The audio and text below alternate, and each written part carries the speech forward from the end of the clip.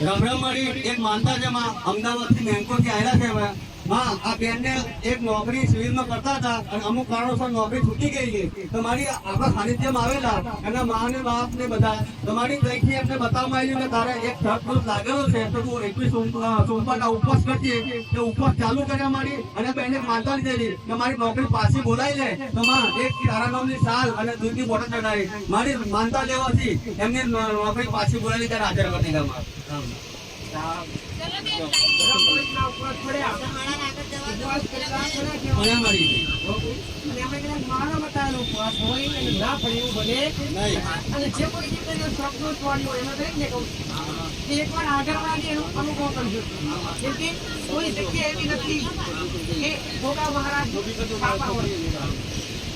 કોઈ જગ્યા એવી નથી જ્યાં ગોગા મહારાજ બેઠા હોય, પણ એક આ જગ્યા એવી મહારાજ જાગૃત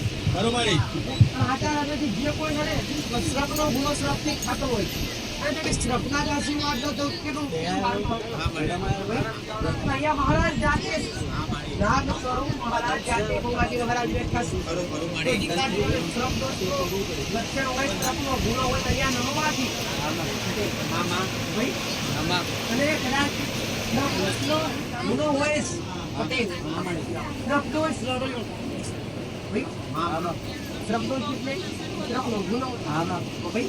જે મોટા ભાગે દીકરીઓથી ખાતું હોય, દીકરાઓને ખાતું હોય એ વાત જાહેર કરાય નહીં.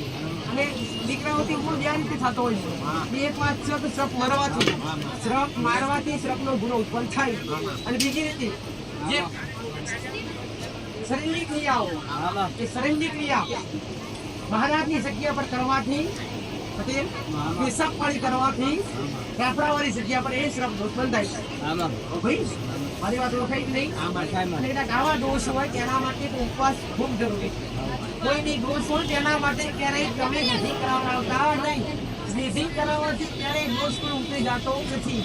અને એના શ્રમ દોષ હોય ઉપવાસ તો સોમવારના કરજો જ. પણ હારે મહિનાને પણ પાચન આવતી હોય છે. પાચન તો બે આવે જવાની બંધારે ભાઈ બે અજવાળી ભાઈ અમાસથી ગણાય કોઈ પોતે આવતું ઇમામથી ગણાય પણ પોતે આવતું તો પાચનનો ઉપવાસ કરે એના માટે ઉત્તમ છે કે પાચન મહારાજ બની દરેક પોચમ મહારાજ જેવો મેન પાચન શ્રાવણમાં આવતી હોય છે. પણ દરેક પાચમ મહારાજના નામથી હોય છે. મહારાજ ગોગા મહારાજની અને દર પાચમે સોમવારના ઉપવાસ કરશો.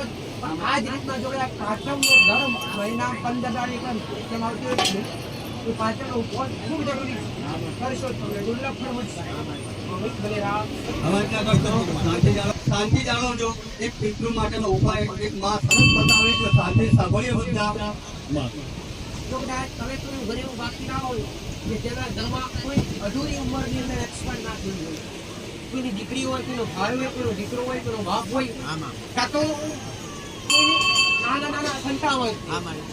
હવે મોટા ભાગે આત્મા પિતૃદોષ કોને કહેવાય કે પૂર્વજો, તમારા જે તે પૂર્વજો હોય એની આત્મા ભટકતી હોય એને પિતૃ કહેવામાં આવે અને એને દોષ કહેવામાં આવે. દરેકના ઘરની અંદર કંઈક ના કંઈક રૂપી પિતૃ લાગતા હોય એને લાગતા જ હોય. તો પિતૃને રાજ્ય કરવા હોય.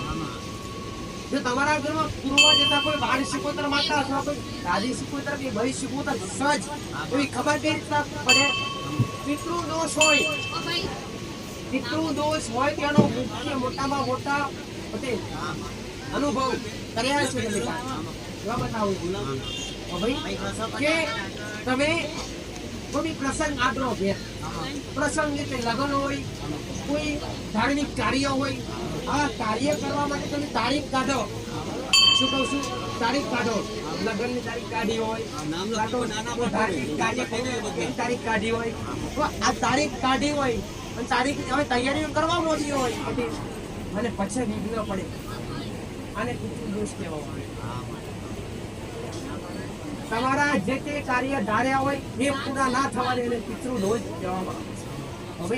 અને બીજા નંબર પર તમારા ઘરમાં તમારા સંતાન મોટા થયા હોય, લગ્ન કરવા લાયક થયા હોય, તો તમે લગ્ન એમની સારી જગ્યા ગોતતા હોય હે ભાઈ, અને લગ્નની વાતો આવે, સંબંધ ફાઇનલ થઈ જાય પટેલ, તો હવે કામ ખુશ હે ભાઈ, અને પછી અચાનક અઠવાડિયા 15 દિનની અંદર એ સંબંધ તૂટી જાય. આ વારંવાર થતા હોય તો આ પિતૃ દોષ. આ પિતૃ થવા ના દેવો, આ પિતૃ થવા દે નહીં. યાદ રાખજો, આ પિતૃનું લક્ષણ છે પટેલ. આ બે લક્ષણ ખાસ યાદ રાખજો. એક પ્રસંગ અને એક આ તમારા લગ્ન પ્રસંગની જે વાતો આવે અટકી જાય હવે પટેલ. ત્રીજા નંબર પર એનું મુખ્ય લક્ષણ કે તમે જે તે કદાચ ભોજન કરવા માટે બેઠા હોય, થાળી ભોજન લઈને બેઠા હોય, અને જે તે કદાચ દાળ શાક રોટલી જે તે બનાવી હોય ખાતા હોય, એક વાર નહીં અનેક વાર વારંવાર માથાના વાળ સમાન ભોજનમાં વાળ દેખાવા. આ પિતૃનું લક્ષણ ચંદ્રા ભોજનની અંદર ખાવા બેઠા હોય એટલે એક વાર તો ભૂલથી આવી જાય, વારંવાર વાળ દેખાય, ખાવા બેઠેલો હોય વાળ. ત્રીજો લક્ષણ મોટા આ પિતૃનું લક્ષણ છે ભાઈ. એટલે આવા લક્ષણ ખૂબ ગોતજો, ગોતજો ભાઈ. અને ચોથો લક્ષણ જોવું જોઈએ પટેલ, તો તમારું જે ઘર હોય ને ઘર, એની અંદર એક જીવ એવું હોય જે કરોડિયો કહેતા હોય, લાંબા જાડા. હવે એક કે તો દરેક ના ઘેર હોય, પણ અગણિત હોય તમારા ઘરની અંદર, અગણિત હોય. કરોડિયો તમારી ઘરની અંદર વધારે વાત કરતું હોય, એની પ્રજાતિ વધારે હોય, તો આ પિતૃ દોષ. આનું કારણ છે કે પિતૃને જગ્યા કેવી ગમે ભયભીત, જે તમારું ઘર ભયભીત કરવા માટે કરોડિયાની વાત કરાવડાવે. આ અમેરિક 90% આ સહી બતાવું એક કહેતો હોય છે એવું પકડી ના શકતા, ઘણી બધી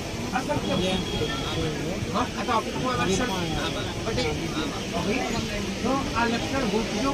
અને પિતૃને કદાચ માનતા જ હોય અને કીધો દેવી શક્તિ કોણની માતા કોણ ના કરે એવા પિતૃ કામ કરે. અને જો પિતૃને કૃપા મેળવવી હોય, કૃપા લેવી હોય તો પિતૃ સ્થાન ઘરનું પાણીયારું.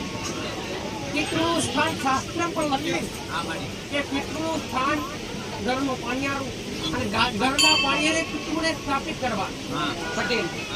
તો ઘરનું પાણીયારું કેમ કે ઘરના પાણીયાને ચિંતરતા હોય. અત્યારે તમે ઘરના પાણીયાનો હાથ નો બધા ખાઈ હોય એમ ભાઈ, ઘરના પાણીયાની અંદર ચિંતરતા હોય, ઠંડક હોય, અને એક ઠંડક પિતૃને ઠંડકની જરૂર હોય, ચિંતરતાની જરૂર હોય. એટલે મોટા ભાગે પિતૃનું પટેલ કામ પાણીયાની હોય. તમારા ઘરના સ્થાપન કરવાનું હોય તો એ પિતૃને પાણીયાને સ્થાપન કરવા. તો એમની જોત ઊભી વાતની રાખવી. પિતૃ હોય વૃક્ષના પર પિતૃ હોય તેમની ઊભી વાતની જોત રાખવી, અને તેલનો દીવો મળે તો તલના તેલનો દીવો કરવો શુભ માનવામાં. તલના તેલનો દીવો કરવો શુભ માનવામાં. તમે કદાચ અત્યંત ખુશી થઈને વાત આવી તમે તો હશે ના હું સિંહનું કરજો મારે છે પછી કહેવાય જરૂર કર આપણે શું કે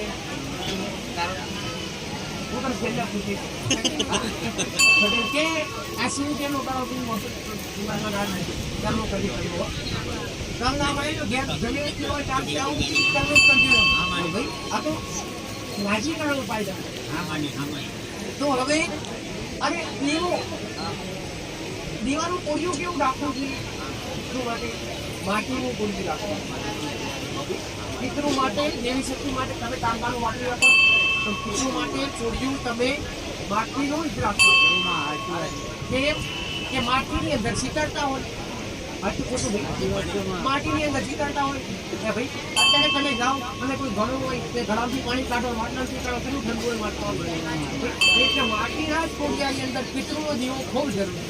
માટીના જ કોડિયાની ભાઈ તો આ ખૂબ જરૂરી. અને કોડિયાની પિતૃનો દીવો કરો કે માપનું તેલ પાડવું અને એટલું ખાસ ધ્યાન રાખવું કે જ્યાં સુધી દીવો લાગે ત્યાં સુધી પાણી આને ટચ કરવું નહીં, પાણી પીવું નહીં. ખાસ સાચવજો. પાણી તમારે પીવું તો બોટલ અલગ રાખવો, પાણી એને પીવું, દીવો ચાલે ત્યાં સુધી પાણી પીવાય નહીં, કેમ કે દીવો ચાલે ને ભરપૂર વાસ હોય અને એમને ડિસ્ટર્બ કરાય નહીં ભાઈ, વાતનું ખોલાય નહીં. પછી જતા નહીં માટે નવું નહીં આ વાંચું ભાઈ, આ ગ્રંથો જોશો તો પડી જા ભાઈ, પછી વાંચું હા.